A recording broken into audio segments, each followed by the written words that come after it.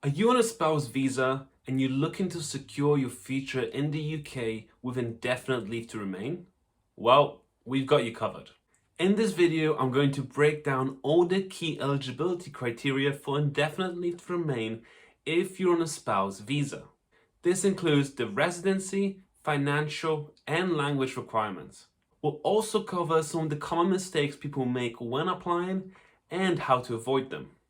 When can you apply for indefinite leave to remain if you're on a spouse visa? For most people, you have to be living in the UK with your partner continuously for at least 5 years, and any time spent on another visa doesn't count towards ILR in this particular case. Unlike other visa routes, if you're on a spouse visa, you are not subject to formal absence requirements. However, the Home Office might investigate any long absences from the UK, particularly if you've spent them outside the country without your partner. It's advised that you take notes on any long absences about when and where you were at the time so you can justify it to the Home Office. If you're on a spouse visa looking to apply for indefinite leave to remain, here are the financial requirements that you need to meet. Firstly, you must prove that you both meet the shared minimum income requirements. You can do this by showing proof of your salary, any self-employment related slips, your cash savings, or any other eligible proof of income. How much you will need to show? Well, that depends on when you first applied for the spouse visa. If you first applied before 11th of April 2024, you need to show a proof that you and your partner together earn at least £18,600 a year. However, if you have any dependents, you might need to show a higher level threshold depending on your circumstances. If you first applied for your spouse visa after the 11th of April 2024, your shared minimum income that you need to show is £29,000. However, you will not need to show any additional funds if you have any children or dependents. If you and your partner have a disability or received carer's benefits of some sort, you might be exempt from showing the actual minimum shared threshold.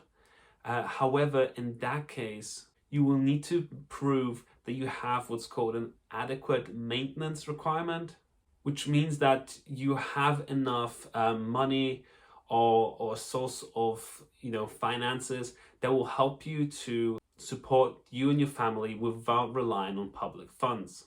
Now, how do you prove your English language requirements when applying for indefinite leave to remain with a spouse visa?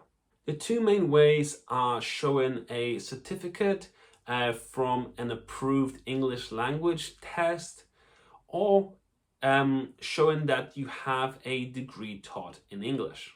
However, if you come from a country where English is spoken as the primary language, you may be excluded from showing your English language skills, for example, from US or Australia, but not every country counts, so do check a list to see if you're eligible.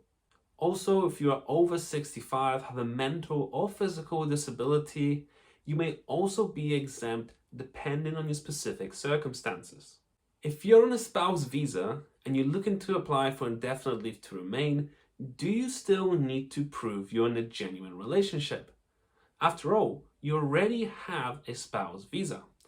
Well, the short answer is yes. This is because you need to prove that you are still in a genuine relationship with the same partner that sponsored you for your visa. You must have also lived together continuously since the last time you renewed your visa, and you must intend to stay together throughout your stay in the UK. When you apply for indefinite leave to remain with a spouse visa, you must also pass the Life in the UK test. This is a test made up of 24 questions based on UK's culture, history, and customs that you need to be able to pass in order to prove that you have in fact lived here and assimilated to the culture and know a bit about the country. However, if you're under the age of 18 or over 64, you will be exempt from this. And the same thing applies if you have a mental or physical disability as well. At the moment, the test costs £50 to take, and you can retake it as many times as you need to. Now let's talk about the big one. If you're applying for indefinite leave to remain with a spouse visa, here is the list of documents that you will need in order to apply. These include the following: a valid passport or other travel documents, your biometric residence permit, proof you meet the financial requirements, for example, a payslip and bank statements, tax returns and business records, proof of cash savings, private pension documents, or proof of other income sources. Next, you will need to prove that you meet the English language requirements, as mentioned previously. So you will need a pass certificate for a secure English language test at level B1 or higher, or a degree certificate, or a proof of exemption from English language requirements. You also need any records of any time spent outside the UK. You will need proof of accommodation and residence in the UK, such as a utility bill, council tax bill, or any other tenancy agreements that you may have. Next, you will need to prove your relationship, so evidence of cohabitation, evidence of joint financial responsibilities, evidence of shared childcare responsibilities, and any other documents that may apply. Lastly, as mentioned, your life in the UK test pass reference number. And these are all the documents that you would need right now in order to apply for indefinite leave to remain with a spouse visa. Lastly, let's talk about the 4 common mistakes that people make when applying for indefinite leave to remain with a spouse visa. Number 1, missing or incorrect documents. You need to make sure you have carefully reviewed all your documentation before submitting your application. They should be comprehensive and serve as definite proof that you meet all the requirements for indefinite leave to remain. Not including the right documents could significantly slow down your application's processing time or even result in a refusal. Number 2, financial evidence. The financial requirements for indefinite leave to remain are very complex, with specific rules on how certain types of income can and can't be combined.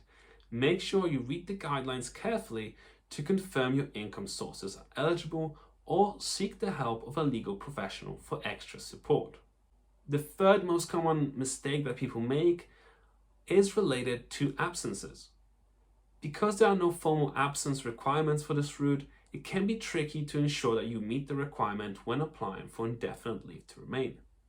If you have been absent from the UK while holding a spouse visa, you should provide definite proof that the absences were justifiable and for a good reason, and that your intention is still to live in the UK permanently with your partner.